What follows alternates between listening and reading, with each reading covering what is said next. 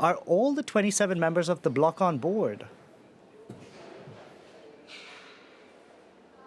They are not. I mean, it's important to point out this is not giving the UK what it's asking for, because the UK government is asking to actually completely tear up the Brexit deal that was agreed 2 years ago and rewrite it. That isn't what the Commission's going to put forward today. They're going to suggest a series of ideas as a compromise, but it's a major, major compromise, because as far as we can tell, and we'll have the details out later today, but as far as we can tell, it would mean that about 50% of goods passing between Northern Ireland and the rest of the United Kingdom would not need to go through customs checks. That is a major, major change, and it has a lot of national governments in the EU very worried, particularly France, because this essentially would represent a kind of chink in the EU's customs union armor. They would have this open passageway into the EU single market via the United Kingdom through Northern Ireland over to the Republic of Ireland, where all of those goods, a lot of which is food and medicines, can come through unchecked. And what has a lot of people, particularly in Paris, quite worried is that if the UK were to strike free trade deals with, let's say, the United States. That means food of American standards, which are usually lower than EU standards, would be able to kind of sneak in through this back door, through Northern Ireland. So this proposal isn't hugely popular with all national capitals. It doesn't even seem to have been very popular within the Commission. There was fierce fighting, I'm told, internally here at the Commission headquarters before this was given the rubber stamp unofficially on Monday and more officially today. But they still have to sell it to the national ambassadors.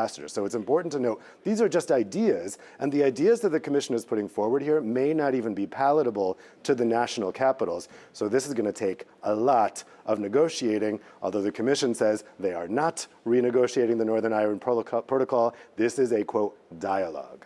Okay, a dialogue, and I feel that it's going to last a long time, these negotiations. But how does this all compare, these ideas, if you will, with what the UK wants?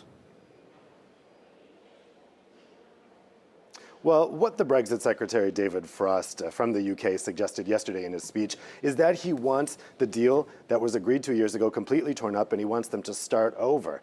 It's a strange thing for someone to say who signed that deal just 2 years ago, but essentially he said that the UK government signed the treaty knowing that this protocol had problems. Now, he certainly didn't vocalize that feeling at the time. They went to the British public and said this is a great deal. They won an election based on saying it was a great deal. But in his speech yesterday, Frost said, actually, we knew all along this was a problem. The obvious question then, why did you sign it? Now, when asked if the UK had signed their Brexit divorce deal in bad faith, Frost said, no, the UK signs all of its international treaties in good faith, but the protocol has shown itself to not work and not be acceptable to one half of the community in Northern Ireland, that is the Unionist community. The problem is, it was never acceptable to the Unionist community. They always were against this deal, and they were very vocal about it. The government just ignored them and signed it anyway.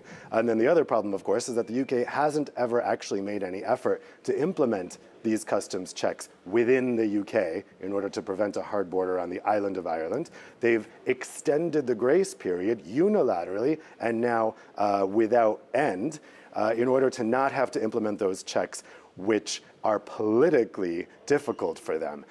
So there is a lot of ill feeling here in Brussels about the UK. Particularly, there is a feeling here that they signed this deal never intending to implement what they were promising to implement and to always try to come back to it later, which is why I think there's not a big appetite here to reopen this treaty, to renegotiate it, and there's certainly not an appetite to drop the oversight of the European Court of Justice over this arrangement, which is what the UK is asking for. Dave, thank you very much for your clarifications. Dave Keating reporting there.